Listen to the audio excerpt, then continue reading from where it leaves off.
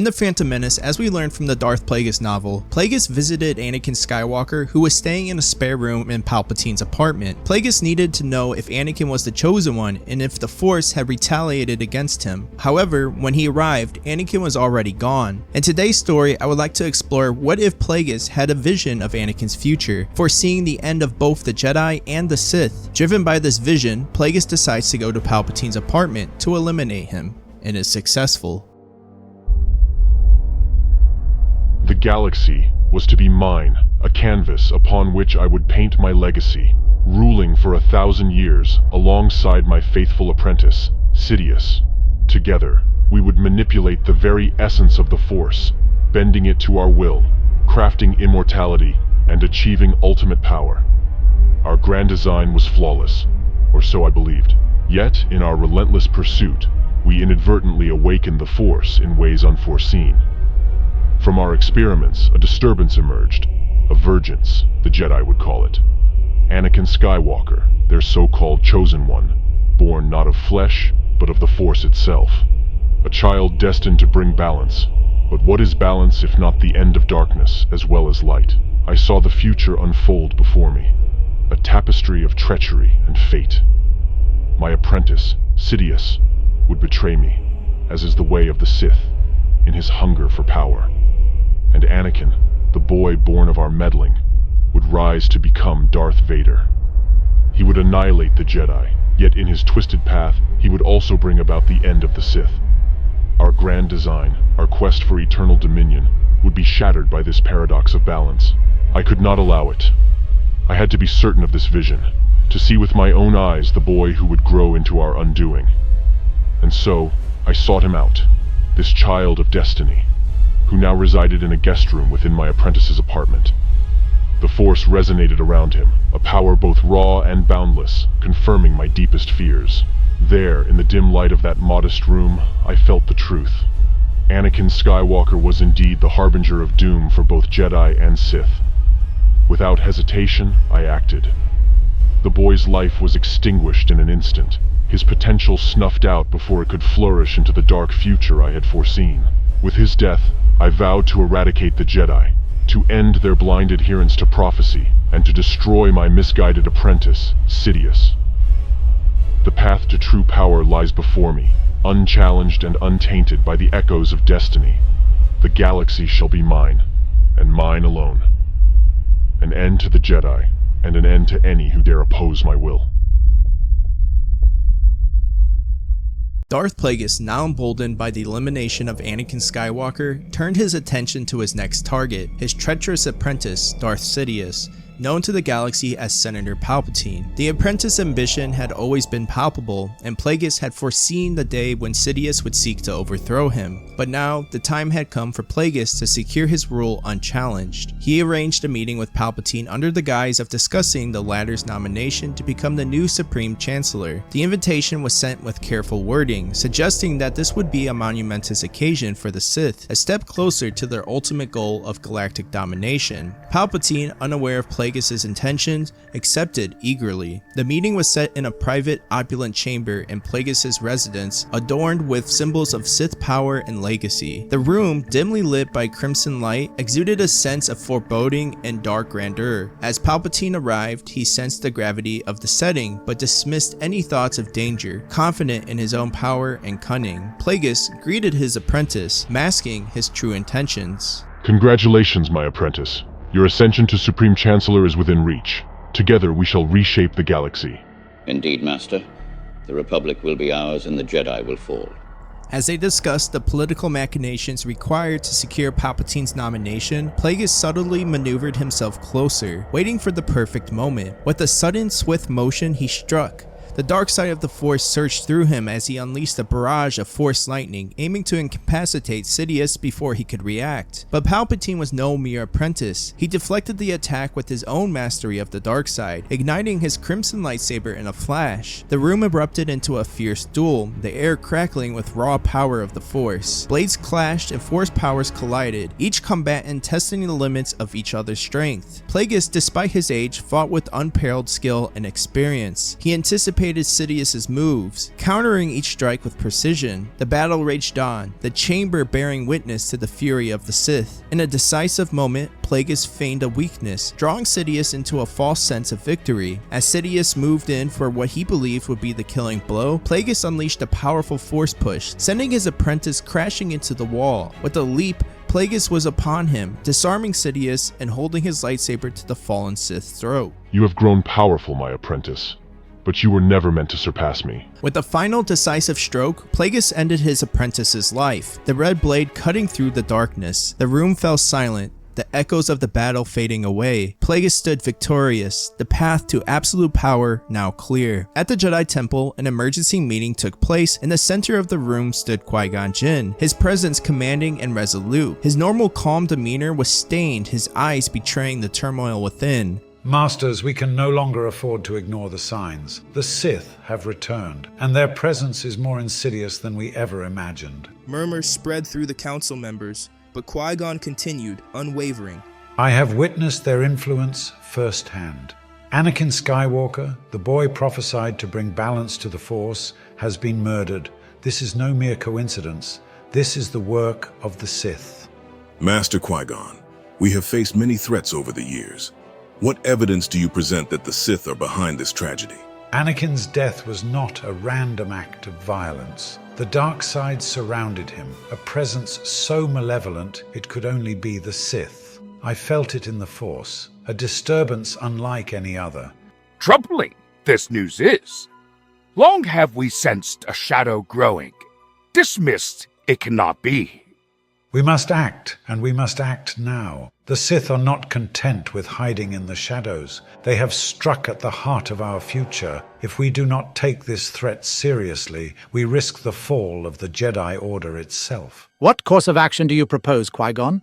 We cannot move blindly against an enemy we cannot see. We must investigate every lead, every whisper of the dark side, strengthen our defenses, increase our vigilance. The Sith thrive on secrecy and deception. We must bring them into the light. Agreed. We cannot afford complacency. If the Sith have indeed returned, we must be prepared to face them. The council members exchanged solemn glances, the gravity of the situation settling upon them. Master Yoda's voice broke the silence, filled with ancient wisdom and resolve. Prepare, we must. The dark times ahead. Face them, we will. The Jedi Order, protect, we shall. Qui-Gon bowed his head, a mix of relief and determination washing over him. The council was mobilizing, and the threat of the Sith would no longer be ignored.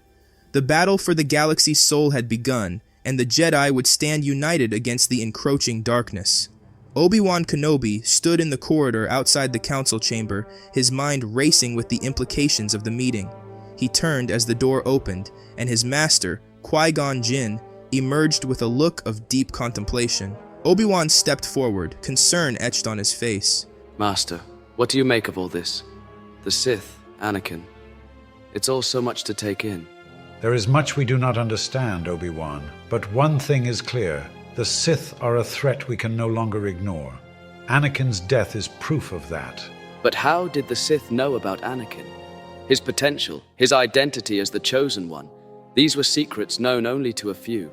That is what troubles me most, Obi-Wan. Someone must have leaked this information, someone close to us. Who could have done such a thing, Master? There are few who knew of Anakin's potential. The Council, myself, and my old master, Dooku. Dooku? But he left the Order. Yes, but I spoke to him recently. I told him about the boy, about the prophecy. During that conversation, something felt off. The dark side seemed to swirl around him. Do you think he could be involved with the Sith? I do not know, but we must find out. If Dooku has fallen to the dark side, he could be the link we need to uncover the Sith's plans. Then we should track him down and question him. Agreed, but we must proceed with caution. Dooku is a formidable opponent, and if he is allied with the Sith, we will need to be prepared. Before they could discuss further, a Jedi Knight approached, bowing respectfully. Masters, the Council has made a decision. You are to lead a mission to Naboo.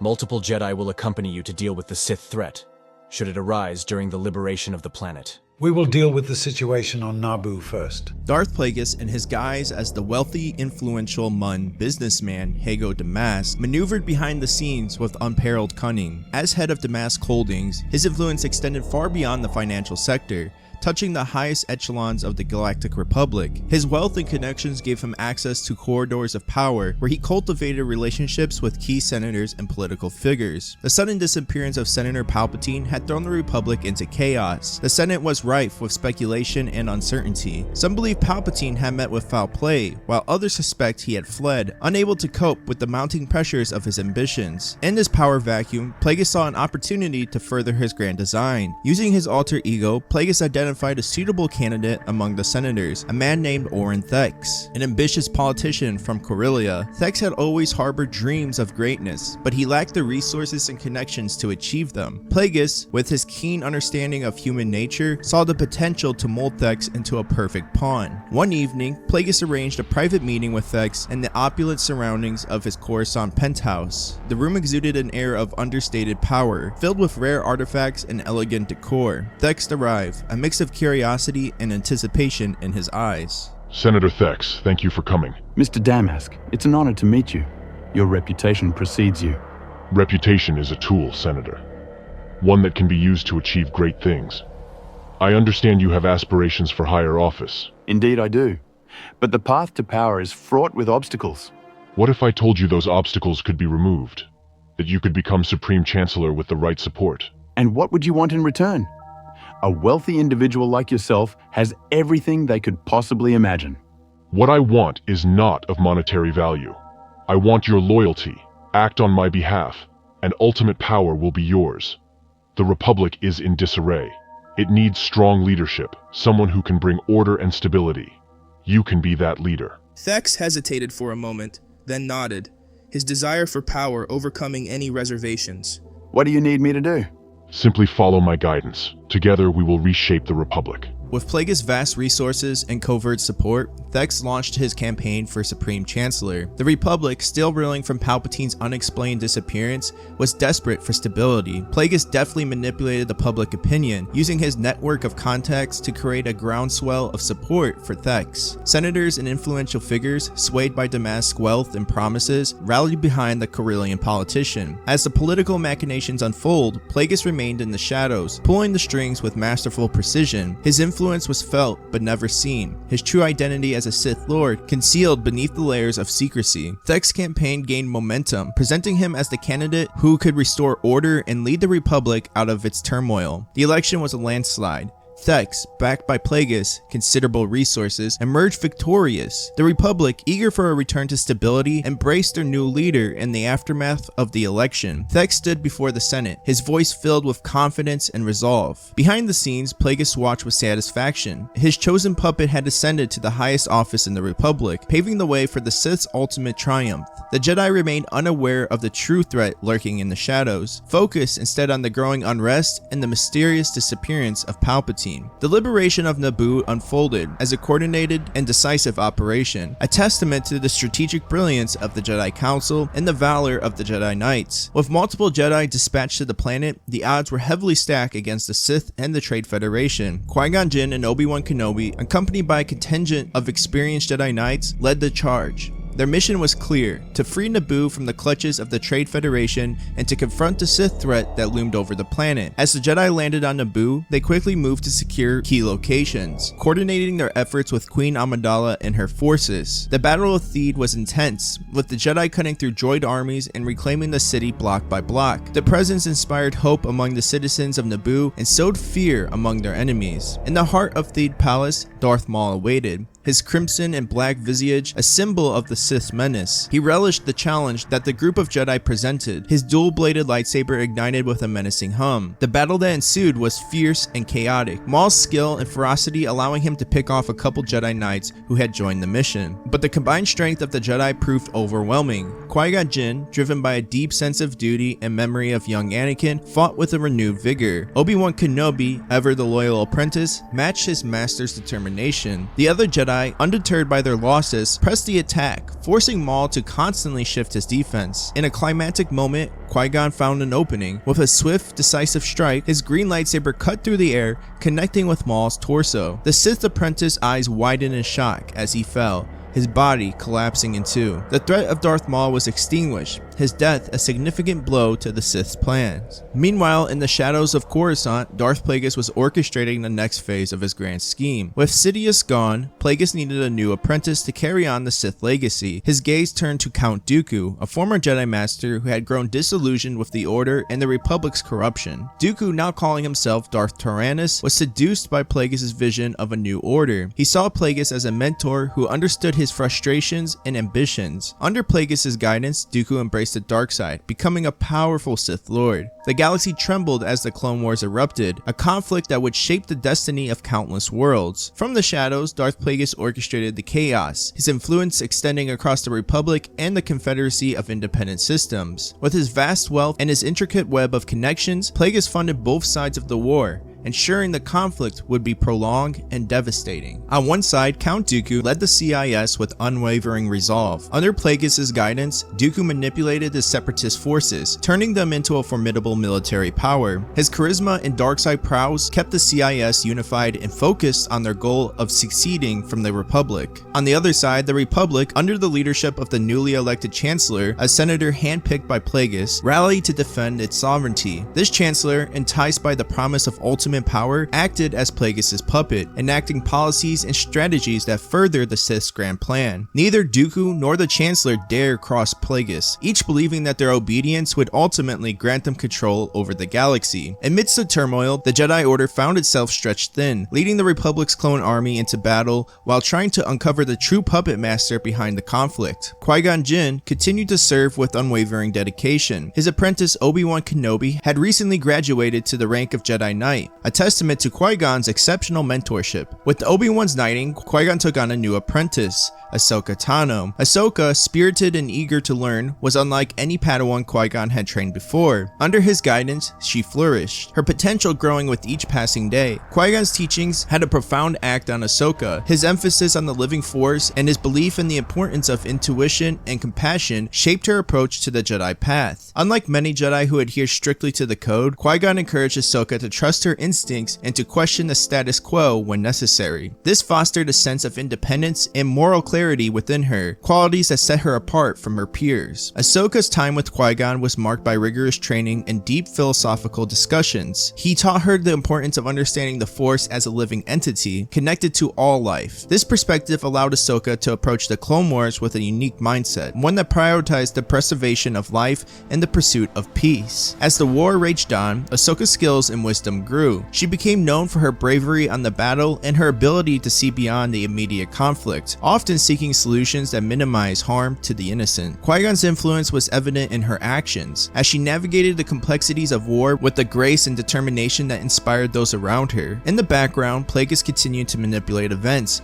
ensuring that the war dragged on, depleting the galaxy's resources and resolve. His plan was to weaken both the Jedi and the Republic, paving the way for the Sith's ultimate ascendancy. The Clone Wars were a means to an end, a crucible that would forge the galaxy into a state of ripe for the Sith's rule. As the Clone Wars dragged on, the Jedi Order began to lose its way. The once noble guardians of peace and justice found themselves stretched thin, mired in politics and brutality of an ever-escalating conflict. Qui-Gon Jinn and his apprentice Ahsoka Tano watched in dismay as the order they revered slowly eroded, its ideals compromised by the harsh realities of war. Despite their best efforts to steer the Jedi back to their true purpose, Qui-Gon and Ahsoka found themselves swimming against an overwhelming tide. The Council, burdened by demands of leading the war effort, grew increasingly disconnected from the Force-living essence. The Jedi, once paragons of compassion and wisdom, had become military leaders and enforcers, losing sight of their spiritual roots. One evening, as Qui-Gon and Ahsoka stood on the balcony overlooking the bustling cityscape of Coruscant, Qui-Gon voiced the fears that had been growing within him. Ahsoka, the Jedi Order is losing its way.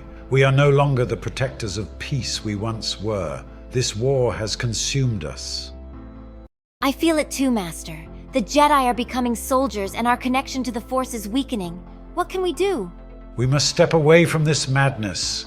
If the Jedi are to survive, we need to find a place where we can start anew, where we can rediscover the true essence of the Force. We must leave the Order and the war behind. With heavy hearts, Qui-Gon and Ahsoka made their decision. They would depart from the Jedi Order and seek a secluded refuge where they could live in harmony with the Force. Their departure was quiet, unannounced, and unnoticed amidst the chaos of the ongoing war. They traveled to a remote, uncharted world, a sanctuary far from the prying eyes of the galaxy, where they could cultivate their connection to the Force and preserve the wisdom of the Jedi. Meanwhile, in the shadows, Darth Plagueis continued his relentless pursuit of immortality. His experiments had yielded extraordinary results, but true eternal life remained just beyond his grasp. He blamed his failures on the limitations of the current scientific technology. To achieve his ultimate goal, Plagueis realized he needed complete control of the galaxy and its vast resources. The time had come for Darth Plagueis to set the final stage of his grand design into motion. In a dimly lit chamber within the Senate building, Plagueis, under the guise of Hago Damask, met with the Chancellor. The Chancellor, corrupted by his lust for power, eagerly listened to the instructions of his shadowy benefactor. Hago, you want me to reveal myself as a Sith Lord? The Chancellor asked, his voice a mix of anticipation and trepidation. Yes, Chancellor. The time has come to solidify your control. Do not worry. I will be there to help you transition into the galaxy's first Emperor. Trust in me, as you have until now. The Chancellor, blinded by his ambition and the promise of ultimate power, agreed. The thought of ruling as Emperor was too enticing to resist. With Plagueis' guidance, he prepared to make his grand announcement, fully believing that he was on the brink of achieving unparalleled dominance. The next day, the Chancellor called a secret meeting, summoning key senators and military leaders. The atmosphere was tense, the air thick with anticipation. He stood before them, a slight tremor in his voice as he began. Honored colleagues, I have a revelation that will change the course of our galaxy. I am a Sith Lord. Gasps and murmurs of disbelief rippled through the room, but before anyone could react, the doors burst open, and Mace Windu, accompanied by several Jedi Masters, stormed in. Yoda was off-world, attending to another crisis, leaving Windu to lead the arrest. The Chancellor's face paled as he realized the gravity of his situation. Wait, this is a misunderstanding. Just as the Jedi were about to apprehend the Chancellor, a chilling presence filled the room. From the shadows emerged Darth Plagueis, his tall, imposing figure exuding an aura of darkness. His cold eyes fixed on the Chancellor, and with a swift motion, he ignited his crimson lightsaber. Your services are no longer required. Before the Chancellor could react, Plagueis plunged his lightsaber into his chest, silencing him instantly. The room fell into stunned silence, the senators and military leaders too shocked to move. Without further warning, Plagueis launched himself at the Jedi, his lightsaber a blur of lethal precision. The battle was fierce and unrelenting, with Plagueis demonstrating a mastery of the dark side that surpassed even the most feared Sith Lords of the past. Windu and the other Jedi fought valiantly, but Plagueis' power was overwhelming. One by one, they fell, unable to match the raw strength and cunning of the Sith Lord. As the last of the Jedi defenders fell, Plagueis stood amidst the carnage, victorious and unchallenged. Turning to the terrified senators and military leaders, Plagueis deactivated his lightsaber and addressed them with chilling calm. The Republic is no more. From this day forward, a new order shall rise, one that will bring true peace and stability to the galaxy. You will serve, or you will perish. The death of the Chancellor was cleverly staged as the result of a Jedi betrayal, orchestrated by Darth Plagueis to justify the final, devastating blow against the Jedi Order. The galaxy reeled from the apparent treachery, and the stage was set for the culmination of Plagueis' grand design, the execution of Order 66. Count Dooku, now leading the clone army, was tasked with the assault on the Jedi Temple. As he stood before the assembled troops, memories of his time as a Jedi flickered through his mind, but he quickly cast them aside. The past was irrelevant, only the future mattered now, a future dominated by the Sith. Under Dooku's command, the clone troopers stormed the Jedi Temple. The initial shock and ferocity of the attack left the Jedi reeling. Dooku, with his crimson lightsaber ignited, led the charge through the hallowed halls where he once walked as a Jedi Master. The familiar surroundings only fueled his determination to erase the order he now saw as weak and misguided. The temple became a scene of chaos and bloodshed. Jedi of all ages fought valiantly, but were overwhelmed by the relentless assault. Dooku moved through the temple like a dark specter, his blade cutting down defenses without mercy. He confronted his former colleagues, his once familiar face now twisted with the dark side's power. The onslaught was relentless. Clones and Sith acolytes poured into the temple, ensuring no one escaped. The Jedi, despite their formidable skills, were outnumbered and outgunned. Dooku's presence only added to the terror,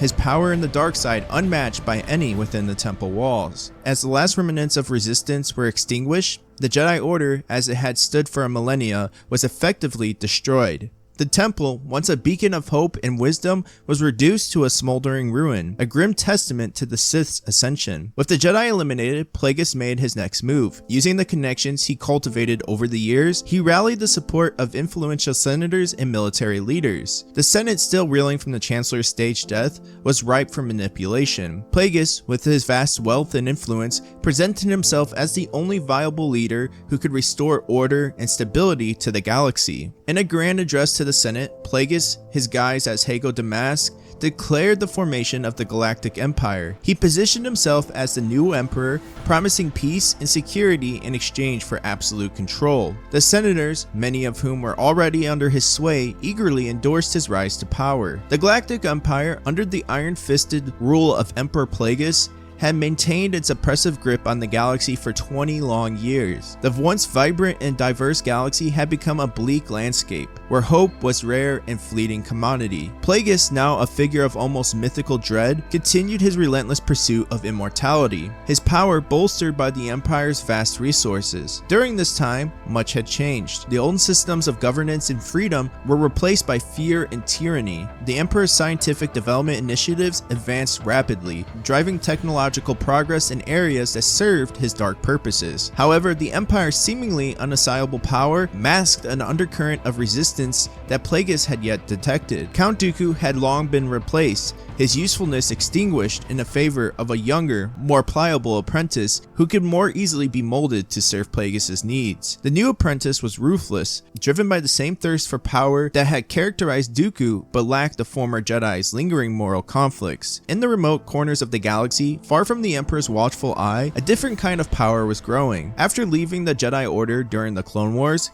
Qui-Gon Jinn and Ahsoka Tano had established a new, secretive order dedicating to preserving the true essence of the Jedi way. Over the years, their secluded enclave flourished, hidden from the Empire's reach. Qui-Gon's wisdom and teachings were deeply ingrained in the new order. He focused on nurturing a connection to the living force, emphasizing compassion, balance, and wisdom. When Qui-Gon passed away from old age, his knowledge and spirit lived on through Ahsoka, who had become a Jedi Master in her own right. Ahsoka Tano, now the leader of this hidden Jedi Order, had grown into a wise and powerful Jedi. She embodied the teachings of Qui-Gon and had a deep understanding of the Force. Under her guidance, the Order grew stronger, quietly recruiting and training new Jedi. They remained hidden, biding their time, waiting for the right moment to strike against the Empire.